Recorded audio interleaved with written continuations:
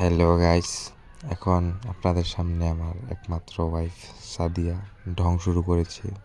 ইতিমধ্যে আপনাদের মাঝে একটি পোটলা নিয়ে হাজির হয়েছে।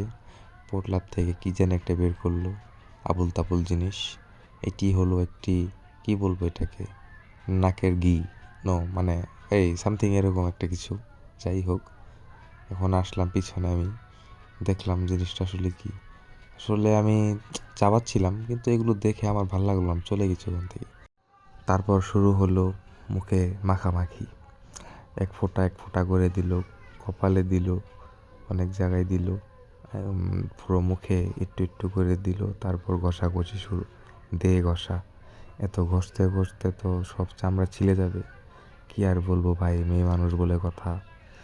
এখন সে আরেকটা জানি কি বেডির মুখ বের করলো, মাতারি, মানে গ্রামের ভাষায় মাতারি বলে। তার ভিতর থেকে বিবিবি ক্রিম, কি একটা ক্রিম জানি বের করলো, এটা আসলে দিলে যে অটোমেটিক ফর্সা হয়ে যায়।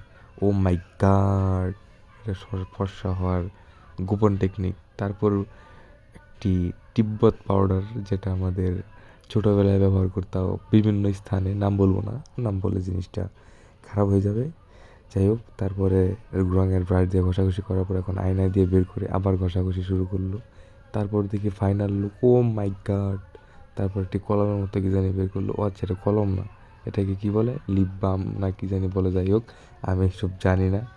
তারপর বলতেছি, তারপর এটা দিল, এটা কি, এটা কিসের মতো জানি লাগে, আই মিন একটি ক্রিম আর কি। যাই হোক, ঠোঁটে দিল, ও মাই গড। এখন আরেকটি গোল্ডেন বক্স, আমি ভেবেছিলাম কি না কি বের হবে। তারপর আই শ্যাডো দিয়ে রেডি হয়ে গেল। বাহ, হোয়াট এ লুক, ইয়ে।